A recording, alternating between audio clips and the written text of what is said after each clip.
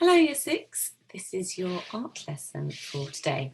Before I give you some instructions about what you're going to do today, I thought we would just do a very quick recap on what you did last week.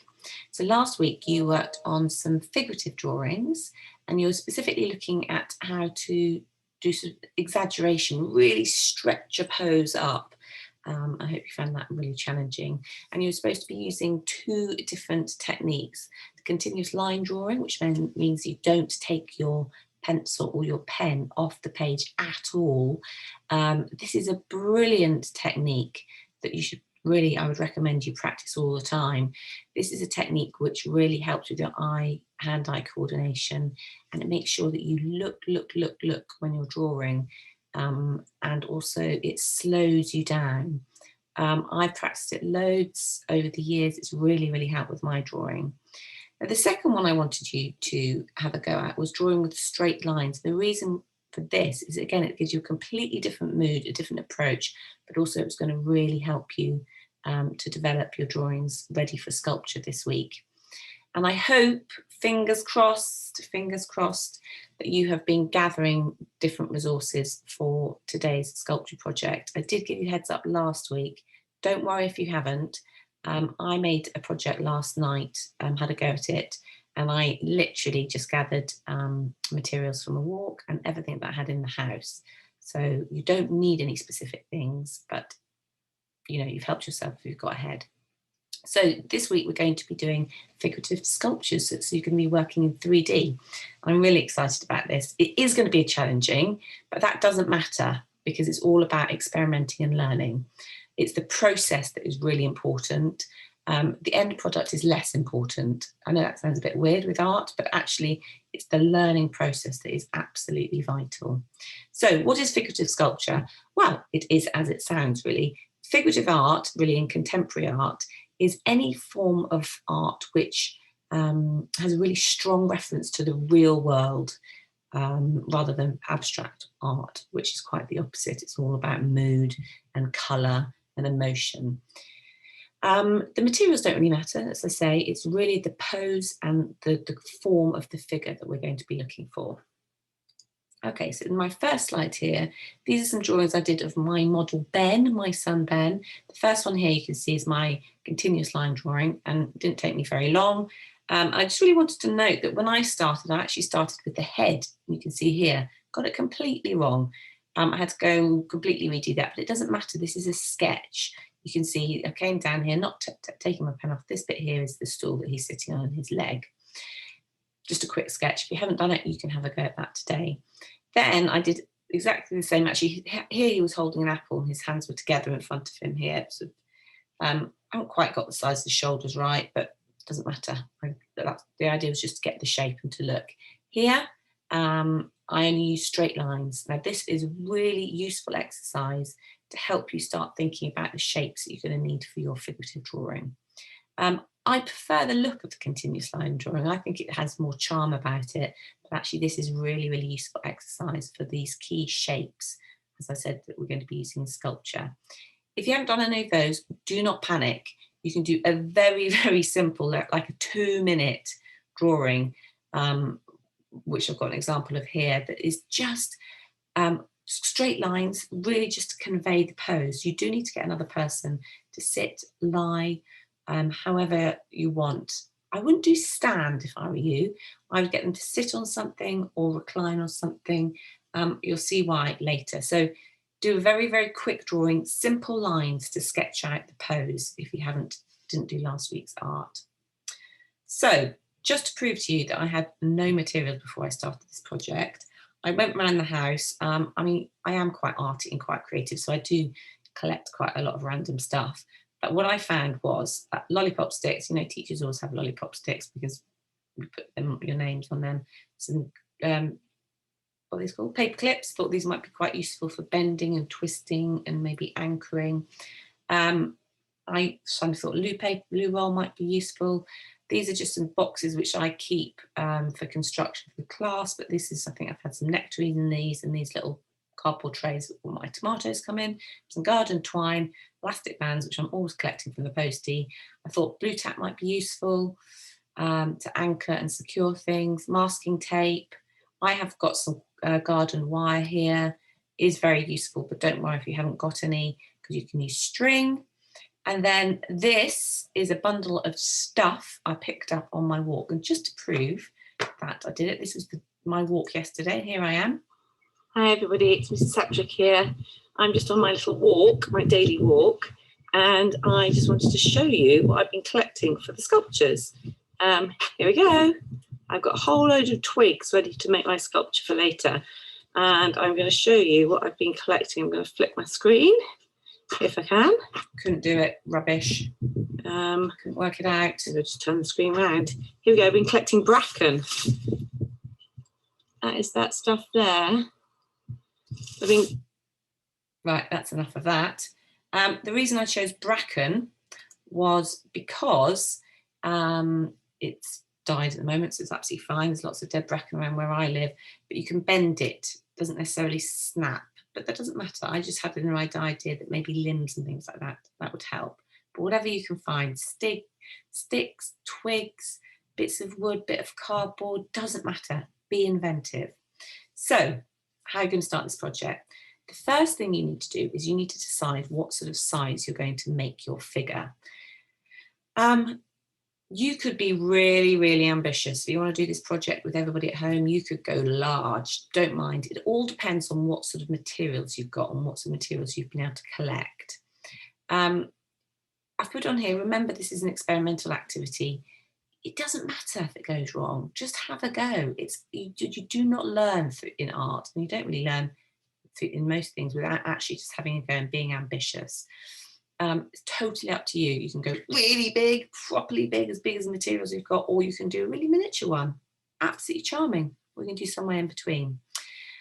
Once you've decided the size you're going to do, and that again, as I say, based on the type of materials you've got, you then need to decide what you're going to use to support your figure on, because you are going to have a structure to anchor your figure to. So either something that would resemble a stool. So think back in this picture here, my son Ben, he was sitting on a stool, or if they're sitting on a chair, they're lying down, you've still got to be able to anchor your figure down. So think about that is the first thing. What pose are they going to be in, and what are you going to anchor them to? So just for example here, some child here has made a makeshift chair out of sticks. Somebody else here has made the base of the seat or the floor. Bit of cardboard here that they could anchor their figures to. So I've put on here, you referred to the word plinth. Plinth is simply the structure, the base which you put your sculpture on. So it's really nice if they were on some kind of plinth, but you need a base for them to be on. Okay, so the main purpose is you are going to be designing and making through experimenting, and it's all about construction, sculpture and form. You don't need to think about any details. I don't want to see any fingers or noses or ears or anything, or toes, any of that detail. It's really just about the essence of the pose. Keep referring back to your drawings, either the drawings you did last week or the very quick brief drawing you did here, and think about those strong shapes that you're looking for. So triangles, straight lines, angles, the shapes of your torso, which is your body, the main kind of bulk, this part, the main bulk of your body, your torso. And you're going to have to get bundles of sticks and different materials that you found to bulk up, to give your body, your figure, some kind of volume. Not necessarily just looking for sort of stick men type constructions. Big top tip would be to start actually by creating your legs first, and think about where you are going to anchor your body onto your structure. How are you going to anchor and control and construct it so it actually takes the form of its pose. If you start with the legs, for example, if it's seated, that really, really does help. You can start with the top part of the leg, if they're bent legs, going down then to how it's going to anchor onto the ground. I've taken you through, I will be taking you through step by step how I constructed it, but you need to think about how your pose is going to work best. There's no right or wrong way of doing this. It was all experimental. So this is the way I took, but this is, I'm not saying this is the process that you need to follow. This is just to give you an idea and to model my thought process. Never done this before. This is completely new to me, as it will be to you. I had to work completely through the restrictions of the materials that I had. So I had to be thinking about construction, and I needed to be inventive. So I decided stool, empty loo roll, absolutely brilliant. Got that from my recycling bin. And what I did to attach it, which was always an issue, because if it's just a cylinder sitting on a base, it's going to fall over like this because it's got no structural anchoring. So I simply cut up the top section of the loo roll to make some flaps, and then I could open those flaps up and anchor them down with masking tape. If you have masking tape at home, that is brilliant, because it is much nicer than sellotape, but I know that I understand not everybody will have masking tape. So there we go. This is my base, and actually, as you'll see as we go on, I put the box upside down because it works as a plinth. This is just where my tomatoes come in, and actually that helped because then I could pin and attach the sculpture. I've actually then decided to start with my torso, the body section, the trunk or the body. And the reason I've shown you this photo here is to give you an idea that I kept on holding my figure, holding my body up close to my plinth to make sure the proportions were about right. I used literally some stuff I got out of my garden. I did some clearing in my garden at the weekend. As you can see here, close up, some old grassy, twiggy bits that were quite soft. And once I got back the right shape of the torso, the right proportions relative to my base here, I then bound it together with some garden wire. And that was my sort of abdomen or my torso. And then I put that to one side. The next thing I decided to do is I decided to start thinking about the legs, which is this section here. And I kept on holding my legs up to the, excuse me, to the plinth and to the stool to make sure that I was getting back the right sort of length. As you can see here, it's a huge leg to begin with, absolutely ridiculous. So I had to keep bending it and snapping it off. I used the bracken sticks because I was hoping that they'd be quite soft and I could bend them over. But it actually snapped, but it didn't really matter because then I could bind them together in a different way. These mistakes, challenges happen all the time, and actually it makes it much more exciting to work with, much more challenging. I kept on referring back to my drawings the whole time. You can see in the background of this picture here, the drawings out with me, referring back to them. Right, so here we go. Once I've got back the right size and proportion of my legs, I then bound some more twigs together to the main leg, structure of the leg, and that was to give it some form. As I said, I didn't really want just a little stick man. I wanted it to feel like a figure. So you can see here in this picture here, I've bent the knee over and I had to actually bind it, you'll see here, with a little bit of masking tape to make it secure. For some reason, the feet worked quite well, didn't have to bind them. And I wound lots and lots of wire up together. So once I did one leg, I did the other leg, funnily enough. This one turned out to be much longer. The thigh structure turned out to be much stronger. And before I kind of broke or cut it up, I then decided, well, actually, maybe this would help with my construction, because which it then did, as you can see in this picture here. I lay one leg on top of the other leg and then I tied them together with some string. And at this point, I was wondering whether I was going to put a seat on the top of my loo roll, my plinth. One of the things, the reasons I didn't do that is, again, it's very difficult to add a flat surface and how you get it connected. And I sort of thought, well, maybe I'm going to need to stick something through my seat and attach it and bind it. So I chose at this stage not to put a top on my loo roll. And I actually, as it goes on, I was really pleased that I didn't do that. But remember, all these mistakes are quite often, like the leg being too long, don't worry about them because they might actually turn out to be something to your advantage. So here we go. This is me binding my legs together with some string. I just got garden twine, which I use, but hopefully you'll have some string at home or some wool, something like that. It was quite tricky. Remember, when you're tying things together, leave lots of length of ends, because I got mine a bit too close and it's quite fiddly.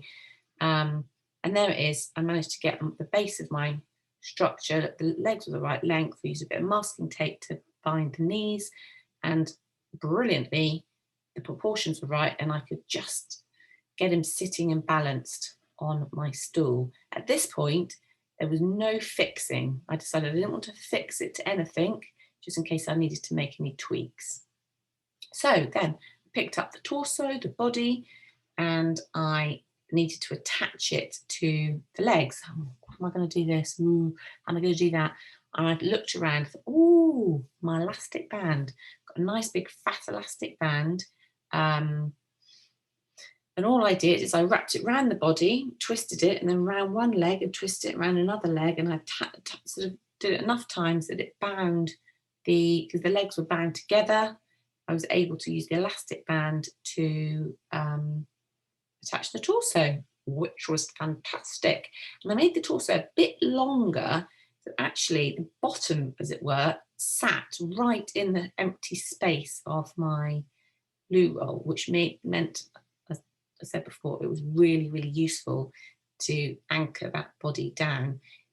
It looks a little bit pants, doesn't it, my elastic band? But anyway, I don't think you noticed in the end. So there you have it, my torso. I squished out the top of his shoulders there to make his shoulders look a bit wider, so getting a bit of a triangular shape going in here. And amazingly, he sat beautifully, just by a few tweaking and moving about. The knees was nice and stable and sat on top of loo roll, which was fantastic. Right, I've flicked on, I've gone too far. Here we go. So the next thing to do is I decided that my son's quite broad, and from the pictures he's got quite broad shoulders, so this wasn't really giving him justice. So I decided to add a bit more of a structure here to his back, and that also, I thought that was going to help me, because otherwise I had no idea of how I was going to attach any arms to this structure here. So I literally just got some string, got some wire, and bound that together, and then attached that actually with some wire as a pin going through the body. I was making this up as I went along, had no idea what I was doing. Now, the only problem with that is, as soon as I did that, you can imagine the legs are here, thinking about the balance, there's the torso, the legs are coming out at an angle, which is fantastic. As soon as I added to the back these sticks, my body just went boom and would not sit on the chair. So I thought, oh no, what am I going to do now? I've committed to these back. So I thought, aha, you need some kind of spine. So because again, it's worked really well, because I had left the top of the loo roll open, I basically found another stick. I have my lollipop sticks, but you could use any stick. And I stuck the lollipop. So if you imagine there's my body, I stuck the lollipop stick down behind the elastic band, as you can see there, and then down deep into the loo roll. And that acted like a spine and stopped my body from falling backwards. It was like a counterbalance. That was absolutely brilliant. At this stage, I had actually added the arms, but annoyingly, I forgot to take any photos. But I did the arms in exactly the same way as I did the legs. I got the joints ready. I actually used masking tape again for the elbows, because I couldn't get the bracken, it just kept splitting. And then I got the arms round, actually balancing on the knees, and I bound the hands together at the front. So again, they worked as a really sort of stable triangular construction for the figure. And then I thought, oh, am I going to use a head? Because you don't necessarily have to put a head on your figure. But I decided I actually was going to. So I got just a few twigs, as you see here. I bound them together with some string, and I thought, oh, is this going to work? And I kept on putting it on top of my figure and thinking, goodness, how am I going to actually attach this? head to the body, because as you can see here, I've got nothing really to attach it to. Then I thought, oh, well, this worked very well, didn't it? Having this sort of spine. Why don't you use that's the same sort of concept? So then I got a lollipop stick, shoved it behind the string on the other side, and then kept binding round and round and round with the lollipop stick in place. So it was like I got a neck and a spine. And I made this bundle of twine here, fatter in the middle there and then thinner. So it did take a bit of a form of the head, because you also wanted to think about these forms and shape and mass that we've talked about before. And then I could just literally shove this stick down the back here of this bundle of sticks here. And hey presto, I've got a neck. So as you can see here, what I've done is, this is where I bound the arms onto the back twigs, which will help really well. It's a way of constructing the arms. And then this is the backbone that's holding, to stopping my chap falling backwards. This then is the way I've literally, it's all bound on really tightly, and I've tied it with string at the top there. And then I've shoved that, not fixed it at all, just shoved it behind. So this, all these basically structures are all holding, it's all about construction, how to build and secure. No idea. I just was making this up as I was going. It was trial and error and just experimenting. But what it did mean is I then had this completed figure here, got his legs out. As you can see, his arms are balancing, which really helps. This, as I say, this nice triangular shape here, really fixed it. You've got your structure there attached to the shoulders, and you can't see the backbone, but it doesn't really matter anyway. I quite like seeing all these things with his head shoved on. The only thing, he was quite stable, sat there on his own, but I thought rather than risking him toppling back, I got a paper clip. Remember, I got some paper clips right at the beginning. I cut the paper clip in half. So I had two sort of U-shaped metal pins. I made some holes in my cardboard, and I literally just shoved like this, like a sort of staple, just with my fingers, pushed it through. And that was just the perfect way of anchoring his feet from stopping him toppling back. I have my chap all made. So there you go, there he is. I actually leant him forward in a bit because I thought it was a bit nicer. It makes him feel like he's thinking. And also, if you look in this image here, Ben was actually leaning forward a bit. So I kept on referring back to my picture all the time. And as you'll see here, this is the pose that I used, him sitting with his hands together on his stool, which is there. But actually, this really, really helped me in terms of thinking about the shapes and the proportions and these straight lines to get my figure. So that was what I ended up with. I had no idea what it was going to look like when I started. I had no idea what materials I was going to use. These are just things, as I say, this is the bracken, some twigs, some garden waste, some twine, and some cardboard I had around the house. So that was mine. No idea how yours is going to look. You don't have to follow mine. That was just a demonstration of my thought process. You are going to have to experiment, okay? You are going to have to think about how you're going to bind twigs together. And you are going to have to think about how you're going to balance and secure your figure, because that is your objective, is to get this pose created in a sculptural form. And a lot of it is about construction. So as you can see here, this child, when they made theirs, started at the legs. They got a very high stool here, but that's fine. And they had to think about how they were going to attach their legs, but at least they got that structure anchored first. This child here has used some corks. If anybody collects corks, I've got a lot at home. I think this is great, but these will then be quite heavy. That's the only thing to think about. And actually, in school, they've been able to use a glue gun, which I presume you don't have at home. You might have. Does help with the construction, but I don't have a glue gun at home. Top tip, though, really start with the legs. I think that will really, really help you. What I do like here is how this child has curved and thought about the shape, about the pose. Give some ideas here. Look, no head, doesn't matter. Lovely figure here. No head here. Don't worry, you don't have to think about all those little details. No fingers, thumbs, heads needed. They've used, I don't know what that is, an old spool of something. Cardboard. You can use cardboard as heads and torsos and add sticks to it. You can see here because obviously this figure kept on falling back, they've used lollipop sticks here to give their structure some kind of form.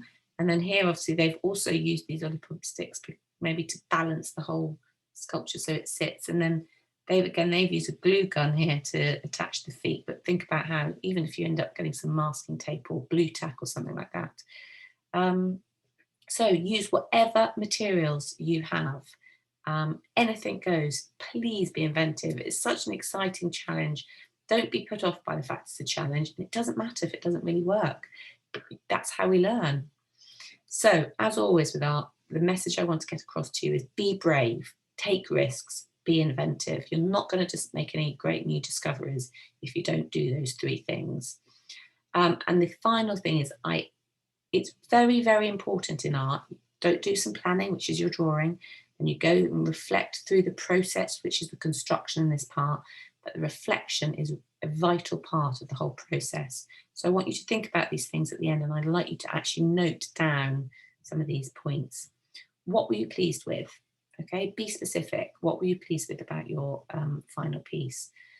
Does your figure reflect the pose that your original model? Has it worked in terms of your construction? What did you find tricky? You're going to find lots of things tricky with this, and it doesn't matter. What did you find tricky, and what were the solutions you came up with? Because that is, again, how we learn these solutions. What materials did you use? What worked best, and what was a disaster? There are going to be some disasters. My things kept snapping, and doesn't matter. Find a solution. If you were to do the project again, what would you do differently? I'd like to do it again with different materials personally, and I'll have a think about what materials I'd use. Then, if possible, try and get some written feedback from somebody else in your home. You could interview them and ask them and note things down, because it's really important. Remember, we're all really creating art for other people quite often. It's a very pleasurable thing for us to do ourselves, but it's also very important we get other people's feedback. And please send in photos of your work. It's been lovely getting this artwork. It's been amazing. We're extremely proud of you. Right, have fun, be brave, take risks.